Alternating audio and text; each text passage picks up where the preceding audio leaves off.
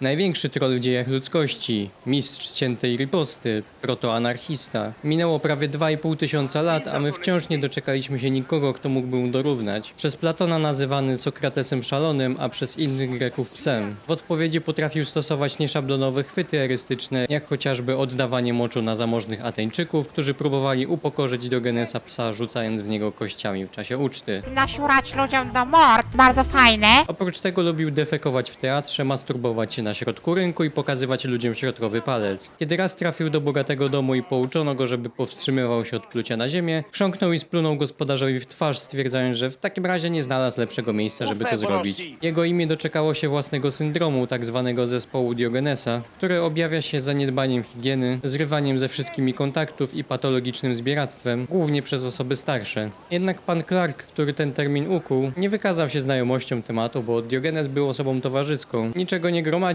a łaźnie zdarzało mu się odwiedzać. Nie szanował nikogo poza Antystenesem, twórcą cynizmu, którego prześladował i męczył tak długo, aż ten zdecydował się przywalić mu kijem, żeby w końcu mu odpuścił i dał mu spokój. Na co Diogenes odpowiedział, że może go bić do woli, bo nie ma na świecie tak twardego kija, którym by go odgonił. I Antystenes się poddał. Najwyraźniej jako Sokrates szalony był bardziej lubiany niż Sokrates normalny, bo kiedy jakiś chłystek rozbił mu beczkę, w której mieszkał, młody dostał od ludzi chłostę, a Diogenes nową beczkę. Z drugiej strony przez swój prowokacyjny styl bycia nieraz mu się oberwało. Jak wiadomo, ograniczał zaspokajanie potrzeb do najbardziej podstawowych i kiedy w przypływie emocji został uderzony pięścią w twarz, zawołał: Na Heraklesa, o jednej potrzebie zapomniałem.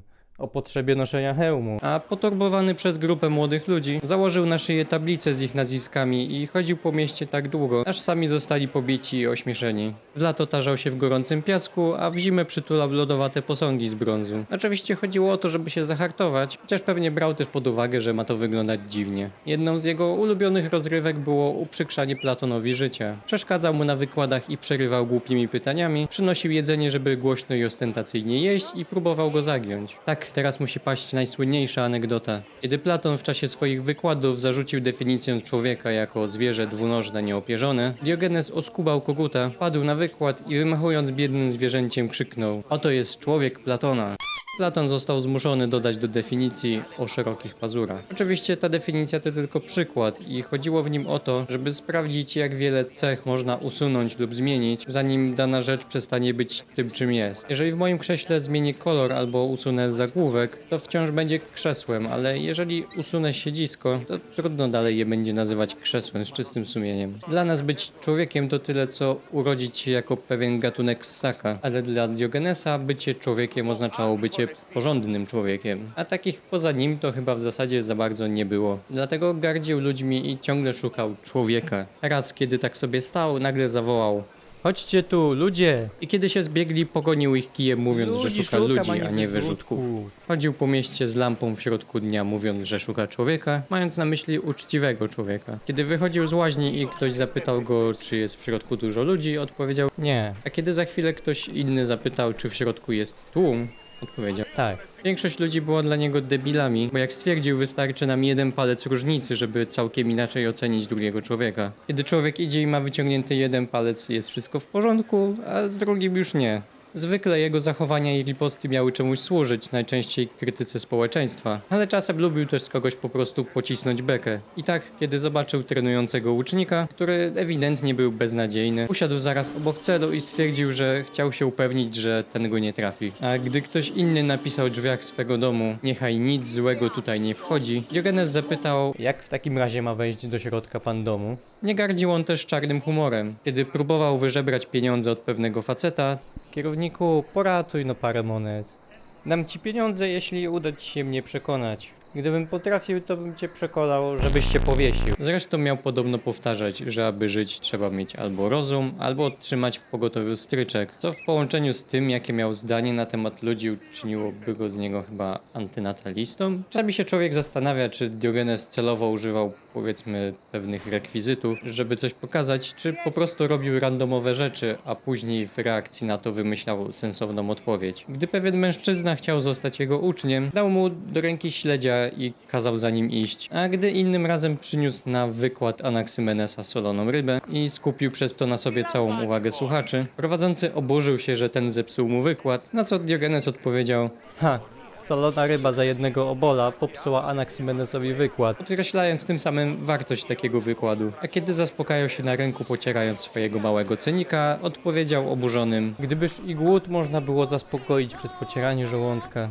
ale nie był tam jakimś starym zboczeńcem śliniącym się na widok młodych chłopców. Kiedy zobaczył, jak jeden taki piękny młodzieniec spał bez żadnej opieki, szturchnął go i powiedział: zbudź się, ażeby we śnie ktoś ci z tyłu nie wetknął szczepu. Kiedy trzeba było, potrafił też wykorzystać swoje umiejętności, żeby kogoś zastraszyć. Kiedy pewnego razu jakiś bardzo przesądny mężczyzna zagroził mu, Jednym uderzeniem rozpłatam ci głowę. Diogenes odpowiedział: A ja jednym kichnięciem z lewej strony wprawię cię w drżenie ze strachu. kichnięcie z lewej strony miało być wtedy uważane za zły znak. Na koniec trzeba oczywiście wspomnieć o jego spotkaniu z Aleksandrem Wielkim. Która część tej historii faktycznie się wydarzyła, nie wiadomo, ale zawierając wszystkie w jednej, moglibyśmy sobie to wyobrazić w taki sposób. Reputacja Diogenesa sięgała daleko, dlatego też kiedy przybył Aleksander Wielki, chciał zapoznać się ze słynnym filozofem.